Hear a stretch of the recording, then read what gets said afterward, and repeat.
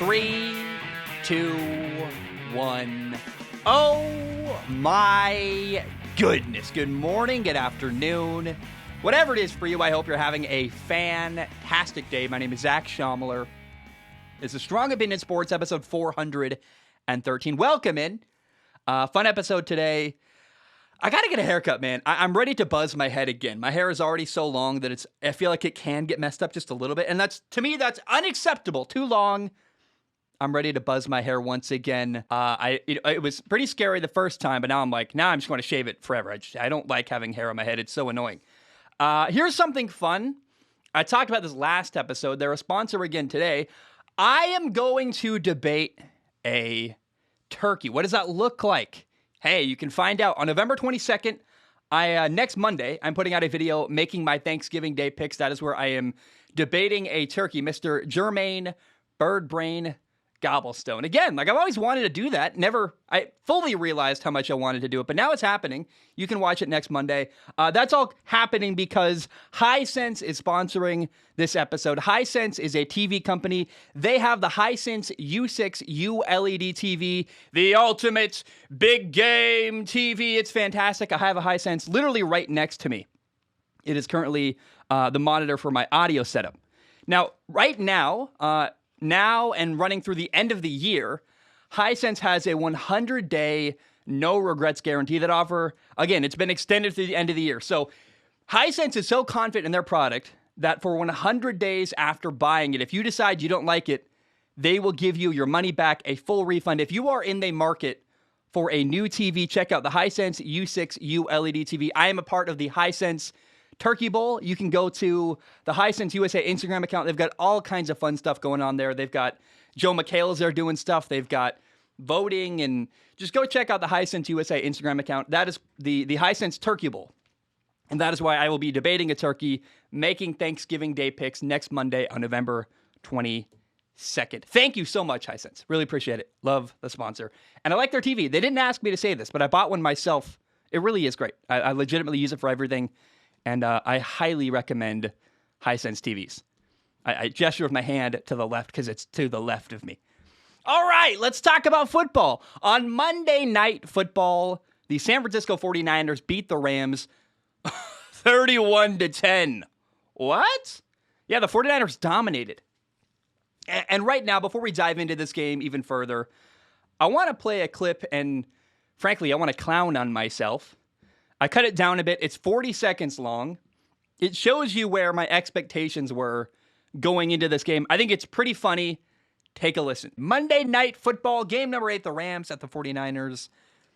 Here's the question. Will the Rams win, or will they blow out the 49ers? Will they just win, or will they win by 30 points? Because I worry that 49ers coach Kyle Shanahan is actually going to get fired. He could actually get fired after this year. I'm the 49ers look bad every week, and I would be absolutely shocked if the Rams lost this game to the 49ers on Sunday. They got Von Miller. They got momentum. They're excited. There's a lot of energy in that organization. And Kyle Shanahan could use a win here over a really good Rams team on Monday night. Oh, my goodness, Zach. That was horrible. What? I got it so wrong. I just did not. This is why I love the NFL. When Alabama plays New Mexico State, and they did, by the way, on Saturday, there's no doubt who's going to win. In fact, in college football, they even have a special word for it. They call it an upset. It happens so rarely, it's a big event. Oh my gosh, this team upset that team. Have you watched the NFL this year? Every week, there's 5 what college football would call upsets. That's the NFL. Anybody can beat anybody. You never know what's going to happen. You never really can. You think you know, and then you end up looking like me saying, if the Rams, the only way this game's going to play out is the Rams winning, and if they don't win, they might be a blowout. I did not see this coming at all, and that is why I absolutely love NFL football. There is no sport like the NFL. So the 49ers had a great day. The Rams did not, and I want to start by talking about the 49ers. They definitely earned the spotlight. The way they won this game is the way that the Rams went to a Super Bowl a couple years ago. They ran the ball 42 times for 155 yards in this game. I guess 44 for 156 if you count Jimmy Garoppolo scrambling. No, they ran the ball well, and played really good defense. And that is a great recipe for success for the 49ers. The game plan on Monday night did not put very much trust in the 49ers quarterback, Jimmy Garoppolo. He was 15 for 19 with 182 yards passing, 2 touchdowns, and no interceptions. 0. That's a perfect day for Jimmy G. I mean, get the ball out of his hands very quickly. Do not expect too much of him. But a game plan like that, Jimmy G can execute that perfectly. Slants, intermediate routes, running the ball, heavy play action. It's a perfect game plan for Jimmy G. I think Kyle Shanahan, the 49ers head coach, feels a little bit limited by Jimmy Garoppolo. I mean, that's why they drafted Trey Lance to replace him, number 3 overall. But the reality is that if you don't ask for too much from Jimmy G, let him be a distributor, run the ball, play good defense, he can win, and he has won a lot in his career. That was the perfect Jimmy G game plan. 3rd and 13, do not throw the ball downfield.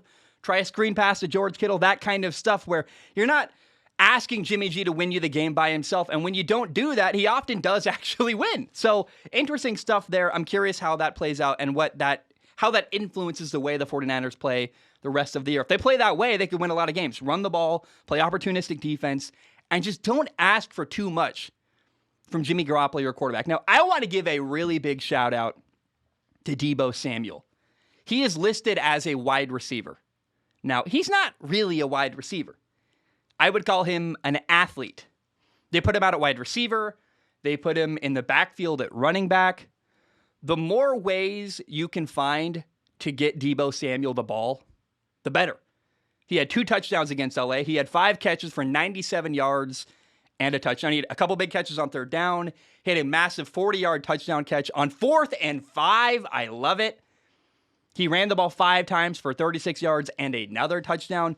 He's not a running back. He's not a receiver. He's not a tight end. He's just kind of an athlete. And I love that. That is the direction the game is going. You will see in the next decade, the lines are blurring between tight end and receiver and running back. You're going to have guys who are just athletes. And in college, they even call them athletes. We're not there yet in the NFL, but you're going to have guys who move all over the field and do all kinds of stuff. Debo Samuel is one of those guys who is just like, we don't care what position he's in. Let's just get him the ball, because the ball in Debo Samuel's hands is a good thing. And he had a ton of yards, 2 touchdowns. Fantastic. Now the Rams. Oh, boy, the LA Rams. The Rams have been dominated 2 weeks in a row. They lost badly to Tennessee, and now they got dominated by the 49ers. It's not good. And I think the whole conversation, I'm not really here to, I don't buy into the argument that it was all Matthew Stafford's fault in Detroit. Like, look at the Lions now. They're 0-8-1. The Detroit Lions were never a good franchise that Matthew Stafford was holding back. That argument doesn't work for me. And I still don't blame Matthew Stafford for the lack of success while he was there in Detroit. But man, I have to acknowledge it. Like, it's getting interesting. There are people out there, Matthew Stafford doubters, who feel really good right now and are like, they're telling me, like, I told you so. I told you so. I told you Matthew Stafford was the problem for years in Detroit. And I'm like, whoa, slow down. Slow down. When you talk that fast, you're probably crazy. I do it too, but fair enough. I just want to acknowledge that, because man, the more the Rams struggle, the louder that group of people gets. And I mean, here's a fun, again, I don't believe in this reality, this future, but hypotheticals are fun to me. Imagine if that is how the rest of the year goes for the Rams. They traded away their future. They got Matthew Stafford. They traded for Von Miller. They traded for Odell Beckham Jr. Like, actually, even funnier, let's throw Odell Beckham Jr. into the mix. Imagine if the Rams just are terrible the rest of the year. Right after they immediately traded for Odell Beckham Jr. Because the Rams now have 2 people, Odell and Matthew Stafford, who have gotten a reputation for, to some people, for not being good enough to allow their team to win. And I don't believe in the future that the Rams are going to be terrible the rest of the year. But it's the only time I can talk about it is when they've lost 2 games in a row badly. Like, next week when they probably beat, actually, I got a bye week. When they beat the Packers in 2 weeks, then my whole, like, this fun possible future is going to be, you can't talk about it, and so I might as well talk about it now while I still can. What if the Rams are bad the rest of the year? What? That would be crazy and fun and interesting, and the Stafford doubters would get louder, the Odell haters would get louder. Wow. I don't think that's going to happen, but interesting stuff there. On the very first play of the game, the Rams threw a 5-yard hitch to OBJ. It felt like a statement to me. The Rams were like, we are going to get this guy the ball. Now, unfortunately, as the game went on, and the Rams got down by more and more points, and they had to run a hurry-up offense to try to get points quickly, they just took OBJ out of the game. He doesn't know the playbook well enough yet. They had to huddle, actually, to tell him the play and what to do. It would have just slowed them down. I think, look, it's fine. They took him out. It's one game. Before we talk about the future of the Rams quarterback Matthew Stafford was 26 for 41 passing, 243 yards he had, 1 touchdown, and two interceptions. Interception number 1 was on a deep ball to OBJ. I'm really not sure what Stafford was thinking. Like, even if Odell had kept running, which he slowed down, it didn't. I don't know what Stafford liked about that play because OBJ was double covered. So I will never really understand. Like, he threw the ball nowhere near OBJ. It was just it was kind of, honestly, felt like a YOLO ball where he's like, he was forcing the ball to try to get it to Odell to make him be confident or make a statement. I don't know. It was weird, and he wasn't open. It made no sense. Now, the second interception, I just felt kind of bad for Matthew Stafford. It was a pick six on a screen pass where he threw the ball to Rams tight end Tyler Higbee. It bounced off of Tyler Higbee's hands and got grabbed by Jimmy Ward, taken for a pick six. Shout out to Jimmy Ward, by the way. Jimmy Ward actually had both of Matthew Stafford's interceptions. Great job for him. But the Rams were off in every way you can imagine in this game. They had drops, they had bad throws. I mean, Cooper Kupp had a drop, which never happens on third and 5. A third and short, he had a drop where the ball was a little behind him, but Cooper Kupp catches that. I watch it every week. He didn't do it here. They had a bad snap where the center literally didn't even get the ball to Stafford. He rolled it 2 inches and grabbed it. Illegal touching. You can't do that, but it was that kind of night. Everything that could go wrong for the Rams did go wrong. In the second half, the Rams had 3 and outs, punt, and another punt. Stafford had a embarrassing illegal forward pass where he ran way past the line of scrimmage and then still threw the ball. You can't do that, buddy. Sorry. What do you do? And he looked out of sorts. Nothing looked good for the Rams on Monday night. Now, hey, if you're a Rams fan, I would not panic. It's all good. Here's the argument you can make. The Rams were adjusting. Robert Woods got hurt. You had receivers you had receivers in roles that they aren't normally in. Odell is new. He's learning. Von Miller's new. He's not fully, I just felt like nothing was good yet. They're still figuring stuff out. And the Rams have a bye week next week. Time to adjust, time to prepare. In 2 weeks, they play the Green Bay Packers. That'll be fun and interesting. But I think that the bye week could not have come at a more perfect time for the Rams. They need it, and it will help the Rams all get on the same page. They need a bye week. They need some time to go to practice and say, OBJ, learn the playbook. Let's get on the same page. Let's make a plan. Van Jefferson, you're in a new role here. What's that going to look like for you? And I just think it's going to really help them get on the same page this bye week coming up for the Rams. Don't panic or give up on the year if you're a Rams fan. You've had 2 embarrassing losses in a row, but now you have downtime to adjust. Okay, I have four final notes about this game I want to share. The first 2 are short. The second 2, the third one's longer. It's fun. And the fourth one, we'll just get in. Number 1, the Rams ran a horrible fake field goal pass. There's not a lot to say here. It was just terrible. They were down 21-7. I thought they could use the field goal, some momentum there. And instead, the holder reverse pivots, tries to throw the ball. He did complete the pass, but it was for a 3-yard gain on 4th and whatever. It didn't do what they needed. And there's not a lot to say there. It was just a terrible fake field goal pass. Now, number 2, Kaywon Williams had a crazy interception. Now, it got called back for because he got called for pass interference, so it didn't count. But Kaywon Williams caught the ball with his butt. There's no other way to say it, and I could have said it way more raunchy than that. Look it up on YouTube, whether it counted or not. It's a great catch. So to catch the ball, securing it in your private areas, man. Oh my gosh, what a Great catch. I mean, again, didn't count, but an all-time great catch. Didn't really hurt anybody. Like the Jimmy, what is it? The Robert Hunt play from Thursday night. By the way, it's kind of interesting. Like NFL Week 10 started with a crazy victory where the Dolphins destroyed the Ravens, and you're like, what? And then it ended with the 49ers dismantling the Rams. Just like start to finish, NFL Week 10 was really, really crazy. Number 3, it's a longer one. This will be so listen to what I'm saying. This is an intentional overreaction. It's a hypothetical, but I like that kind of stuff. I like to theorize, put my tinfoil hat on. It's fun. The 49ers, I thought, have proven, they did on Monday night, they proved that they can win with Jimmy G at quarterback. Like, they've done it, and they went to a Super Bowl with Jimmy Garoppolo. They didn't need to prove that, but they did it again. They're like, oh yeah, this team is still very, very capable, even with Jimmy Garoppolo as our starting quarterback. So here's the hypothetical. What if the 49ers had drafted Kyle Pitts or Jamar Chase instead of a quarterback, Trey Lance, number 3 overall? I don't know that I would have done that, but it's a fun conversation. Now, I don't think Jamar Chase would work as well with Jimmy Garoppolo and his skill set. Like, Jimmy G's deep ball isn't great, and Jamar Chase is at his best with the chemistry he has with Joe Burrow, so I don't think Jamar Chase would be as good for the 49ers. I think Prix is an interesting conversation, actually. He's the left tackle for the Lions. Like, you can always use another left tackle. You're never going to go, wait, hold on, we have too many good offensive linemen, stop. No, yeah, I think that would have been an interesting move. But Kyle Pitts is the one where I'm like, oh, boy. That would be interesting. Imagine if Jimmy G was throwing to both Kyle Pitts and George Kittle.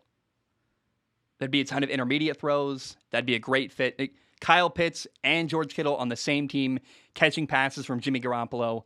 That would be an interesting thing to see, and kind of sounds like a Madden team. That sounds kind of fun.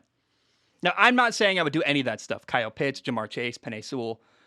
In my opinion, Jimmy Garoppolo is limited, and Kyle Shanahan doesn't want a quarterback he has to be careful with. Remember, Jimmy G is regularly injured. I think he's at his best when he throws the ball like 19, 20 times a game. Kyle Shanahan doesn't want a guy who's got to tiptoe around with a game plan. And it is way too early to give up on Trey Lance. It is widely known he is a project. He's a guy with a ton of potential who's going to take a lot of time to develop. We all knew that going into the year, going into the draft. But I can't help but wonder, what is the future for Trey Lance? Is it the Rodgers route? Aaron Rodgers sat on the bench for 3 years. And he, by the time Rodgers became the starting quarterback in Green Bay, his throwing motion was totally different. And I could see a reality where Trey Lance goes, I need to tweak my throwing motion. Maybe, instead of holding the ball this way, which is like pointing straight out, and a lot more sidearm where he gets batted a lot, he might make changes there. Patrick Mahomes sat out for a year behind Alex Smith. Alex Smith was a good, competent quarterback who had limitations, and Kansas City said, after 1 year, we're moving on. Maybe Jimmy Garoppolo is Alex Smith here. Jimmy Garoppolo is the limited quarterback that this talented young guy sitting behind learning from, and next year he'll take over. I don't know. I don't know when Trey Lance is going to play, but it's interesting to me. Like, will he tweak his throwing motion? Was he even the right pick? Will he be good? How hungry is Trey Lance right now? Is he working really hard to become the next franchise quarterback of the 49ers? Meanwhile, by the way, Mac Jones is lighting it up for the Patriots. He was like, I think it was the 15th pick, I believe. Mid-round, first-round pick, Mac Jones, rookie quarterback, who has been fantastic, and you got Trey Lance not playing. Again, we all knew it would take time, but these are interesting questions that I have to ask. And in time, they will all be answered. Is basically the real question here, and the biggest one is, was Trey Lance the right pick with the number 3 overall pick in the 2021 NFL draft? We will find out in time. Okay, note number 4, the final one. I have heartbreaking news. I gave up on Peyton and Eli. I just stopped watching their Monday Night Football broadcast anymore. I'm not doing it. They are not giving me what I want. I do not want guests. I don't care what Jon Stewart or Phil Mickelson think of football. I don't. Hey, you know what I want? How about this? Here's a crazy thought. Imagine if it was Peyton Manning and Eli Manning talking over Monday Night Football about football. Oh, too bad we don't get that. We have Draymond Green. I love Draymond Green. I don't care what Draymond Green thinks about football. I want Peyton and Eli talking about the game, and it happens sometimes. I bet the Phillip Rivers segment was good, but it's not happening enough for me to keep investing my time and sitting there watching boring conversation. So, I started the game on Monday Night Football 2 hours late. I watched the regular ESPN broadcast. I fast-forwarded through the commercials. I recorded it. I fast-forwarded through the bad commentary on Monday Night Football. I basically just watched only the plays and I watched replays because I like doing that, but I don't, man, it sucked, but it's true. And I've given up on watching Peyton and Eli. Unfortunately, I didn't want to. I wanted that to be awesome, but they're not giving me what I want. They're not regularly enough talking about football. If Peyton and Eli want to interview people, that's fantastic. Do it somewhere else. Don't do it over the top of Monday Night Football. I want to watch the game and hear Peyton and Eli talk about the game. That's what, when Russell Wilson was on and they're breaking down coverage, that's fantastic, but it doesn't happen enough for me. And so I pulled the plug. I'm a very quick, if you're not giving me what I want, I move on. And Peyton and Eli's broadcast of Monday Night Football was not giving me at all. A little bit, but 75, 80, 90% of the time even, I wasn't getting what I wanted from that. So I've moved on and decided a couple small good moments with Phillip Rivers aren't worth watching an entire game with them talk about mostly stuff that's not related to football. All right, guys, my name is Zach Schaumler. I am going to take a short break. I will be right back. All right, we are back. Hope you're doing very, very well. Welcome in. There are a couple things from last weekend I want to cover that I'm late getting to, but I don't know, man. I did all the work to watch them and prepare the topics, and I'm not going to not cover them. It's been hard. I've been trying to sleep this week. I've been trying to do other stuff, and I got to prioritize NFL football. That's my number one topic, but I want to talk about college football. I want to talk about Formula One. I think part of my problem with college football, why I'm so late, it's Wednesday now. You probably won't hear this till Thursday, is, I'm a bit ambitious. I watch way too many games. I didn't watch Auburn and Texas A&M until last night, which is Tuesday night. I mean, I understand, dang, I don't know. I get ahead of myself, and I put way too much on my plate, and it's hard to fulfill all the stuff I want to talk about. Anyway, so I'm a little late. I've been slammed doing other stuff. I got to prioritize football. But on Sunday, we had the Brazilian Grand Prix. First of all, dude, Brazil looks beautiful. I got to get over there to Brazil someday. Oh my gosh, it looks fantastic. Now, the race was also fantastic. Lewis Hamilton won. Max Verstappen got second. And I got to say, thank God for Lewis Hamilton. I am so happy that Lewis Hamilton won this race. Him winning keeps things interesting in Formula One. So I just want to give a special thank you to Lewis Hamilton. Thank you for this weekend. It was fun to watch him. And I'm glad, he makes things interesting. I would say that I am rooting for Max Verstappen to win this year in Formula One. I'm a Max fan. I like Red Bull. I think it'd be cool to see things shaken up. But you know what I want way more than I want Max to win? I want a good finish. And even if Lewis Hamilton wins the F1 world title, I'll be happy as long as he gets challenged. Whether Max wins or Lewis wins, what I don't want is a blowout. I would be unhappy if Max Verstappen won by if he won next weekend and the race, the competition was over, I'd be disappointed. I want this to come down to the final race. And now what Lewis did over the weekend, it's incredible. It deserves a ton of praise. Between an engine penalty and a penalty where he broke technical regulations for having a rear wing DRS gap larger than 85 millimeters, Lewis had to overcome a 25-place grid penalty.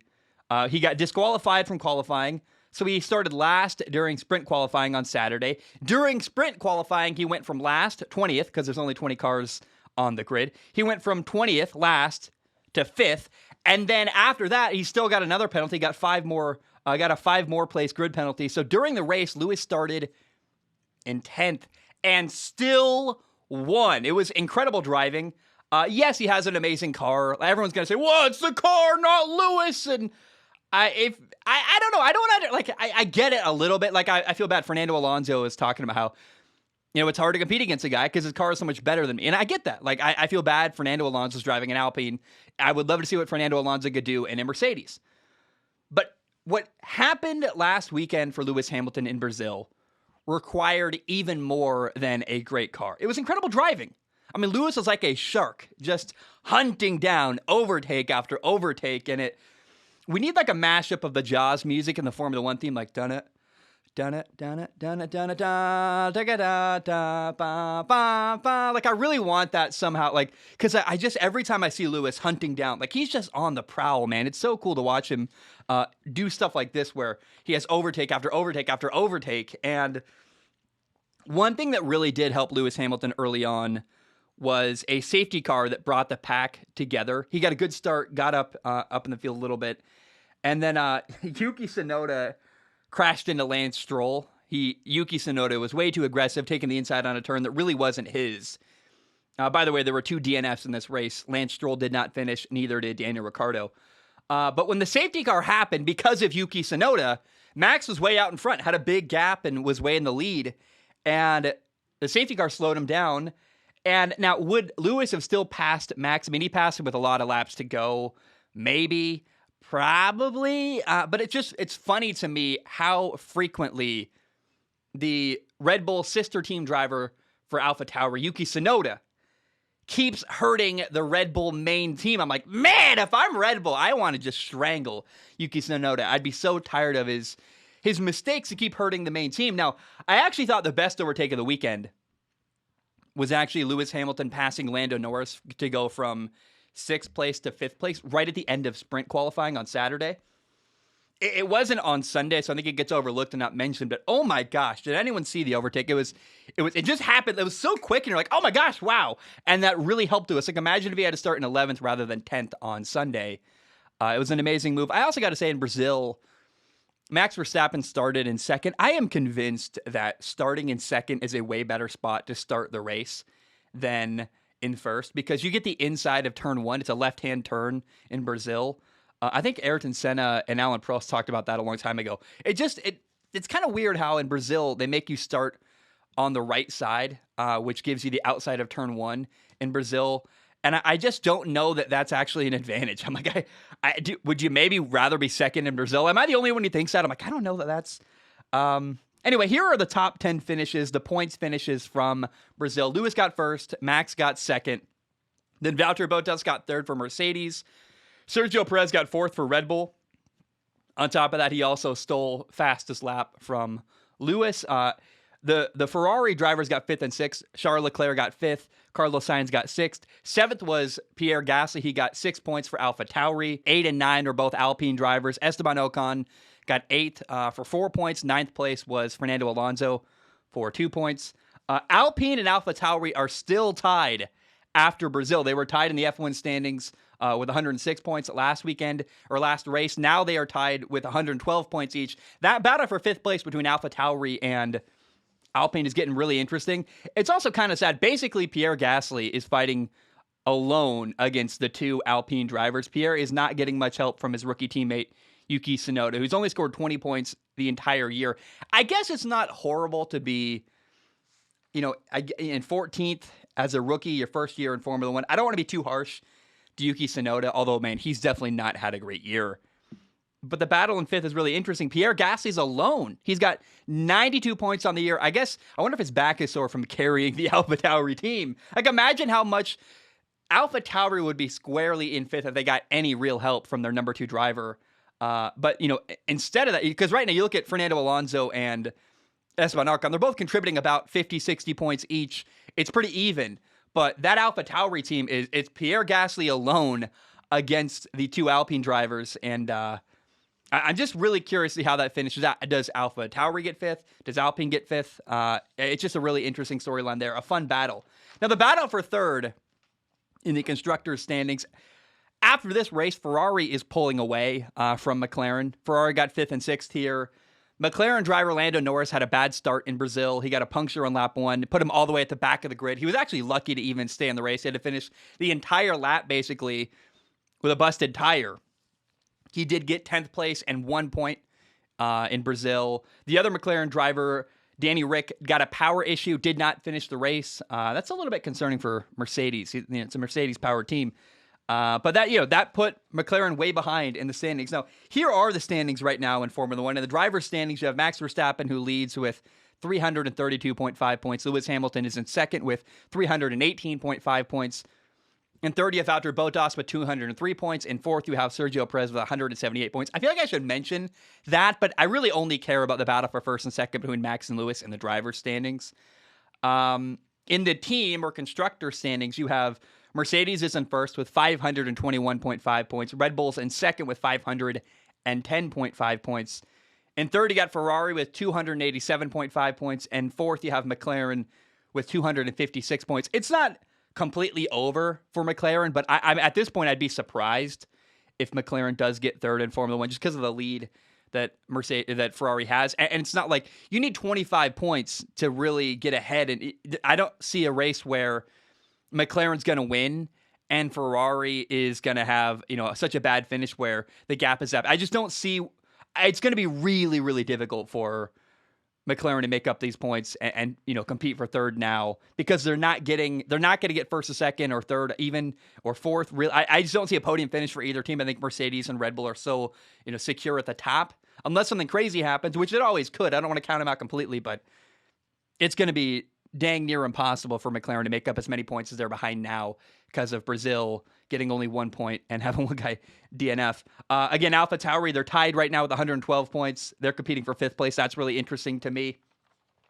There are 3 races left. You got Qatar this weekend coming up on Sunday. Then you got Saudi Arabia, the Saudi Arabian Grand Prix, and then the Abu Dhabi Grand Prix. Now, if what happened in Brazil happens in the next 2 races in Qatar and then the Saudi Arabian Grand Prix, if Max gets second, Lewis gets first, neither one of them get fastest lap. Max's 14-point gap, it would be cut down to nothing. It'd be actually tied. Going into the final race, you would have Lewis and Max tied with 368.5 points to 368.5 points. They'd be tied going into the final race, the Abu Dhabi Grand Prix. That would be incredible. I want that to happen. Now, I got to say, it would be amazing, but I actually think to have the final race decide the F1 title, in that situation, I would actually give the advantage to Lewis. Lewis has won many, many world titles.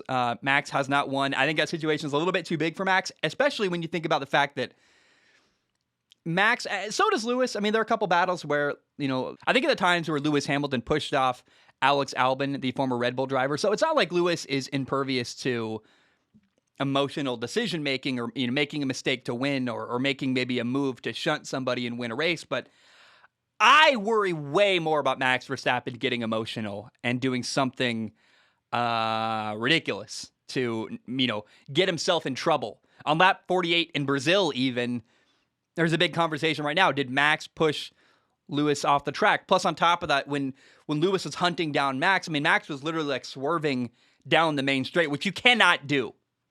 And I worry that if the F1 title came down to the final race, I worry Max would make an emotional mistake that would hurt him. And I watched the onboard. You can make a strong argument that Max had no intention of making the apex of that turn in Brazil and pushed Lewis wide. Mercedes has requested a review. I'm a Max fan. I worry that Max is going to get a penalty. I being objective and fair, I'm like, it's really hard to defend you, Max. And I love Max, but he does that stuff. He gets aggressive and I think emotional and makes mistakes, and I like him, but that's a big weakness he has. And we'll see if anything comes of that. Maybe Max will get a penalty for Qatar this weekend.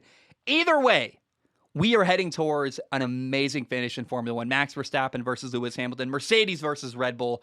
I cannot wait to see how things play out in Formula One. It's going to be an incredible finish to the year, and I hope you guys enjoy the upcoming race. You got 3 left: Qatar, Saudi Arabia, and then the Abu Dhabi Grand Prix. Same location, but it'll be really, really exciting to watch the way this year finishes up in Formula One. All right, I'm going to take a short break. When I return, I'm a bit late, but I don't know, it'll be comprehensive and interesting. So we will talk about college football next. My name is Zach Schaumler. I will be right back. All right, we are back. Hope you're doing very, Very well. I want to talk about college football week 11. Last Saturday. First of all, I apologize. This is much later than I wanted. I think, honestly, my ambition got the best of me. There's so many games going on. I want to talk about all of them and watch all of them, and I simply can't, and that's hard for me to accept. It takes a long time to watch a lot of football games. Here we are. Wednesday night, you'll hear this Thursday, which is, again, I apologize. I know it's way too late. I'm so sorry. Next week will be sooner. Regardless, though, there are 11 things I want to talk about with college football week 11. That just kind of happened by accident, by the way, the 11 and 11 thing. Number one is this. Kansas beat Texas in overtime, 57-56. This was very much unexpected and very, very cool. Kansas had not won a Big 12 conference game in over 2 years, and they knock off Texas on the road, by the way, which is fantastic. And I don't hate Texas, but it's kind of fun to watch their rabid fan base. Like, man, I just see so many parallels between Texas football and Tennessee football. They're both orange. They're both definitely overrated. They got a massive fan base that's got really high expectations, and soon they will both be in the SEC. Now, there's a couple of cool things here. First of all, Kansas sophomore quarterback Jalen Daniels made his first ever college football start. He had a great day. He was 21 for 30 passing with 202 yards, 3 touchdowns plus a touchdown running. He works with a quarterback coach I really like, Sam Fisher. Shout out to him. He's been on the show before, actually. Sam Fisher, look him up on Instagram, Throw to Win. He's a fantastic quarterback coach. I really, really like him. Now, Texas fought back in this game. Kansas was up in the second half, 42-21 in the third quarter, halfway through the third quarter, too. And then later, even that Kansas was up 49-42 with 1:10 left. Texas fought back. They were able to score. By the way, that's why you keep all 3 of your timeouts. They were able to get a stop with 1 minute left, call all 3 timeouts, get the ball back, tie the game 49-49, forcing overtime. Now, here's what happened in overtime. Texas scored. They kicked an extra point. They took a 56-49 lead. Kansas, in their opportunity with the ball, they scored a touchdown as well. They decided to go for 2. They got it, and they won. Oh, I love it. I feel like you see so many games that end with a team taking a risk like that and not getting it. So the fact that Kansas got it, got their first win in the Big 12 Conference in over 2 years, that's fantastic. On top of all that, by the way, the story does get even cooler. He's a fullback / a tight end. Kansas walk-on freshman, by the way, also from the state of Kansas, Jared Casey, playing in his first ever game in college because somebody got hurt. He is who caught the game-winning 2-point conversion. A freshman walk-on from the state of Kansas, playing in his first ever college football game. That's amazing to hear that and see that. There's a great video of his parents proudly celebrating him making that catch, going like, "Oh my gosh, that's our son." And it made me cry. Like, I'm not even kidding. I watched that on Saturday night and I bawled. I was like, that's so beautiful, that moment with his parents so excited for him. Shout out to Jared Casey. He actually got a couple NIL deals after making that catch. Great for him. He does not have a scholarship, but he's making money apparently, which is fantastic. Now, number 2, we had a game between number 11 ranked Texas A&M against number 15 Ole Miss. Ole Miss won 29-19. Their offense, man, is so much fun to watch. If you haven't watched Ole Miss play yet, first of all, they got Matt Corral, who's probably going to be the first quarterback draft in the 2021 NFL draft. And on the TV broadcast, they literally had a counter in the corner to see how quickly Ole Miss would go between snapping the football. I mean, they were literally running a play about every 10 seconds. Because I usually fast forward between every play. I couldn't do it. I couldn't do my 10-second fast forward because if I did it, I would literally miss the next Ole Miss play. That's how quickly their offense was moving. It was unreal. They had a great game. Ole Miss went up 15-0 at halftime. Now, Texas A&M made things interesting. They did fight back. They made it 15-13. Texas A&M did. And then A&M threw back-to-back interceptions. Both of them led to Ole Miss touchdowns. In fact, the second one was just straight up a pick six. Ole Miss went on to win. The pick six gave them a 29-13 lead. They won 29-19. Ole Miss ran the ball 56 times in this game for 259 yards. And in 2 weeks, we get to see Ole Miss against Mississippi State. I am so excited. That's Lane Kiffin against Mike Leach. That's going to be a fantastic football game. Really, really cool to see. By the way, shout out to Ole Miss linebacker Chance Campbell, by the way. He is transfer out of Maryland. He leads the Ole Miss Rebels in tackles. He has 79 tackles in 10 games. That's ridiculous. Having a great year, playing crazy good. Chance Campbell, learn the name. He's really, really cool to watch and fun to watch. A Big Ten transfer playing in the SEC, playing fantastic football, trying to get himself a shot at the NFL. And Chance Campbell, shout out to you. You're having a great year. Number 3, we mentioned them. We might as well talk about it. Mississippi State. Sorry for the I don't know why I did that. I don't know. I did that accent, and it was terrible. Don't know why I did that. Mississippi State, Mike Leach's team, just had a crazy win. They beat number 17 Auburn 43-34. Here's the story. Auburn was up 28-3 in this football game, and Auburn lost. What? Yeah, Mississippi State scored 40 unanswered points, won the game 43-34. Like, what in the Falcon hell happened? Oh my gosh. I don't know what's up with the score 28-3. I don't know why it's cursed, but it appears like if you're up 28-3, you should never be confident because the Falcons were up that in the Super Bowl they lost. There's a great meme out there where they show like it was like the Animorphs logo where it was like Auburn slowly morphing into the Falcons logo, and you're like, oh no. It was a meltdown. Now, shout out to Mississippi State quarterback Will Rodgers. The dude killed it. He had 415 yards passing. He was 44 for 55, 6 passing touchdowns. I know a lot of people that have run Mike Leach's offense. I went to Washington State when Mike Leach was there. Got a lot of friends who played quarterback for him. That Mississippi State offense, that air raid that Mike Leach runs, is not easy to execute. And Will Rodgers, round of applause. He was executing at a very, very high level on Saturday, and he shredded Auburn.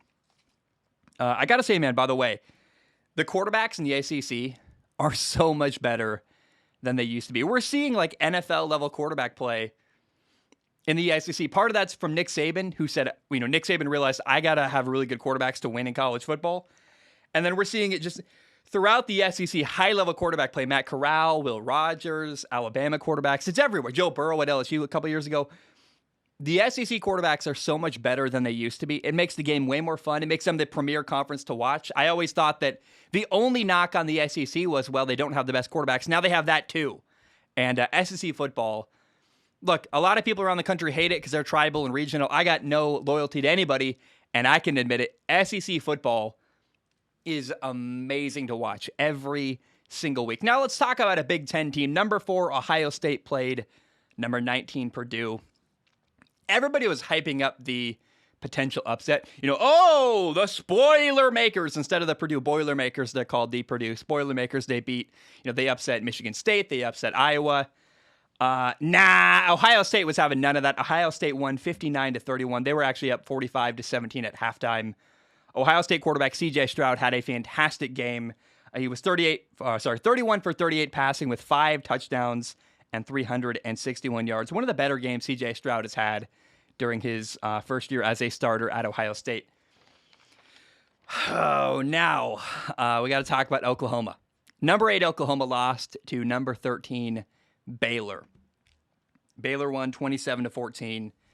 Baylor ran for 297 yards. Jerry Bohannon, Baylor's quarterback, ran 9 times for 107 yards and 2 touchdowns. Now, here's the real story, in my opinion. Great win by Baylor, but to me, the story was Oklahoma's inability to score.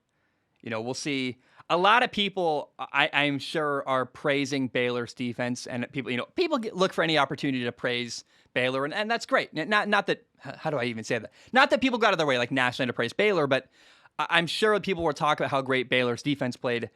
And in my mind, I think the story really is just that Oklahoma got in their own way. People love to praise defenses, but when an offense doesn't score, it's usually because they didn't execute. And that's what happened here. Oklahoma had, their quarterback, Kaywon Williams, had 2 really bad, ugly interceptions. One was a force into double coverage. One was a play where he was trying to throw the ball out of bounds, literally just didn't get enough on the ball. He was in the pocket. And if you're going to throw the ball away from the pocket and not get, a flag thrown for intentional grounding, you have to make it at least land near a receiver. So he's trying to throw it out of bounds above a receiver's head. He literally just didn't get enough on the ball. It landed inbounds, got caught by a Baylor player, and got picked off. Oklahoma also missed 2 field goals. I think the real thing here, too, is that Lincoln Riley, Oklahoma's head coach, who is he's an offensive genius. And what I love about Lincoln Riley is he's so good at play design, especially creative play design running the football. I thought Lincoln Riley had a bad game as a play caller, just straight up. He kept trying to run play action and take deep shots, throwing the ball downfield. But the thing is, you have to earn that. To get a team, especially safeties, to bite on a play action fake, you have to run the ball and commit to running the football. That's how you get safeties to bite on a run fake. And I felt like, for whatever reason, Oklahoma refused to really commit to the running game. And Baylor played great, but Oklahoma was bad. And both can be true. Baylor had a great game, great win for them, but Oklahoma was not good. And they even for a while had to take out Caleb Williams and put in Spencer Rattler. He was 4 for 6 with like 36 yards, but Spencer Rattler couldn't score either, so eventually they put Caleb Williams back in the game in the fourth quarter. He did lead a touchdown drive. By far, that's the worst game I've seen Caleb Williams and Oklahoma look with Caleb Williams at quarterback. I still think Caleb Williams is a future number 1 overall pick at quarterback. He's fantastic, but he had a bad game, and I thought Lincoln Riley, as a play caller, had a bad game. Regardless, shout out to Baylor. Like, both can be true. Again, like I said, Baylor had a great game, and Oklahoma had a bad game. I think both statements are true. And but if Oklahoma has a better game, I think they do win that football game. It's not like that was an unwinnable game for Baylor, for Oklahoma. But Baylor got them, and Baylor was ready for Oklahoma to take advantage of their mistakes. Number 6, Michigan beat Penn State 21-17. I don't have a lot to say here. It's noteworthy. And here's what I want to say. I'm really sad that Michigan is not undefeated. When Michigan was undefeated before they lost to Michigan State, I was hyping up this game like, oh, they still got to play Ohio State. They still got to play Penn State. And then they lost. And now that they're not undefeated, this game, which was a good game, I mean, I didn't watch it, but I have to mention it. This game would have meant more, and I would have watched it if Michigan had still been undefeated. They weren't. So I was kind of, I remember looking forward to this game, and then I ended up not even watching it because it's just like, who cares? Michigan's not going to make it into the college football playoff. I'd be shocked if they did. And just like, if only they'd found a way to remain undefeated. Number 7, Alabama beat New Mexico State 59-3. So Alabama against New Mexico State is always my throwaway example for a bad matchup. I say it all the time. I'm like, oh, it's better than Alabama, New Mexico State. Well, we actually got to see that on Saturday. And actually, I didn't see that. I didn't watch this game. I'm not watching Alabama dominating New Mexico State. You can if you want. It's just kind of funny because I always mention that matchup. We actually got it on Saturday. Number 8, Cincinnati won. They beat South Florida 45-28. It's noteworthy because they're still undefeated. They're 10-0, although not a very impressive 10-0 in my opinion. More on that in a moment. Now, shout out to Michigan State, by the way. They wore their neon green alternate uniforms. A lot of people were hating on the uniforms. I think they're awesome. I like the neon green. I think it's cool. I actually like the old ones too with the neon green pants as well. Their action green was what they called that one. I don't know. I thought Michigan State looked really good while they were beating Maryland. Also, by the way, Michigan State is working on apparently a 10-year, $95 million contract extension for their head coach, Mel Tucker. I guess they really do not want to lose Mel Tucker to LSU. I cannot blame them. And it's risky, but what's more of a risk, letting Mel Tucker leave your program or potentially overpaying a coach who's winning and doing very, very well I don't know.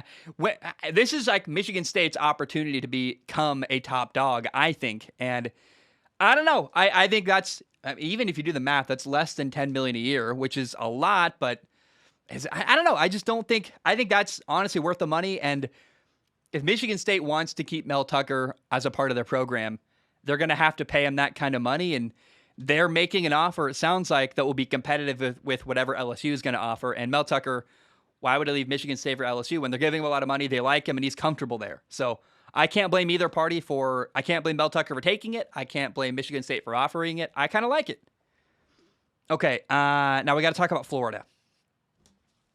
Florida almost lost to an FCS school, Samford. By the way, Samford led this game 42-35 at halftime. That should never, ever happen. Now, Florida did pull it around. Florida to pull it off. They won. Florida won 70-52. But again, that should never happen. An SEC level football team should never almost lose to even a group of 5 school, let alone FCS Samford. That's horrible. And apparently Florida head coach Dan Mullen was literally celebrating after the game like nothing was wrong. It's like, no. You're an SEC football program. You're better than that. I don't know. Florida, they're mulling over. You like that joke? Is that a pun? I don't even know what a pun is, so maybe that's a pun. Florida's mulling over whether they're going to fire Dan Mullen. I don't know, dude. Who cares? Having fun. I'm really interested, though. Does Dan Mullen keep his job after this year? They lost to South Carolina. Terrible loss to Georgia. They're 5-5. A bunch of ugly losses this year, including this ugly win over Samford. So I'm really, really curious. Will Dan Mullen keep his job at the end of this year at Florida? They said they're not going to fire him mid-year. I mean, they got like 2 games left, so of course they're not going to. But I don't know, man. I don't know that Dan Mullen's going to survive this year. Yeah, I thought that they kind of underperformed even with Kyle Trask last year at Florida. So we'll see. Finally, after Week 11, here are the college football playoff rankings. You got number 1, Georgia. Number 2, Alabama. Number 3, Oregon. Number 4, Ohio State. Number 5, you have Cincinnati. Number 6 is Michigan. And number 7 is Michigan State. I'm not going to go any farther. After that, I don't care. I think it's like Notre Dame 8, something like that. And then Oklahoma State, I think, is 9. I don't know. I agree with the top 4, though. Georgia, Alabama, Oregon, then Ohio State. Those are the 4 best teams in college football. If you ask me, that sounds absolutely right. I would not include Cincinnati in that. They have not dominated their bad schedule. Cincy doesn't belong, in my opinion. I mean, they almost lost to Tulane. Like, I don't look at anything. I want Cincinnati to make it. I think it'd be kind of fun, but they're a cool story. They're not a great football program. By the way, it is weird. I mentioned Michigan and Michigan State. I mean, I said Michigan won't get into the college football playoff. I guess maybe they will. I'd be shocked if they found a way to leapfrog Ohio State. I think Cincinnati would get in before Michigan would, knowing what Michigan's resume is and probably will be by the end of the year. I want to share a bit of commentary, though. I think it's very weird that Michigan is ranked ahead of Michigan State, even though they're both 9-1. And Michigan State beat Michigan? Like, what? Why? How is the team that beat the other one ranked below the team that they beat? I don't know. It makes no sense to me. I don't really care, though, because I really think the Final Four is going to be Georgia, Alabama, Oregon, Ohio State. We'll see if Georgia beats Alabama in the SEC title game. That would throw a lot of wrench and stuff. But probably all that would do is put Cincinnati in and make it Georgia, Oregon, Ohio State, Cincinnati. And then Cincinnati would get their bell rung by Georgia in round 1 of the playoffs. So, yeah, those are my thoughts after Week 11 of college football. It was a pretty fun weekend, and more on college football not next episode. Let's see, you hear on Friday. We'll talk more about college football Week 12. So, anyway, I love you. I appreciate it. This has been my episode 413 of Strong Opinion Sports. Want to hear a fun secret? I recorded this episode really separate from everything. I wore the same shirt to try to leave some kind of continuity. I recorded on Monday night about the Ravens segment at the beginning of this episode.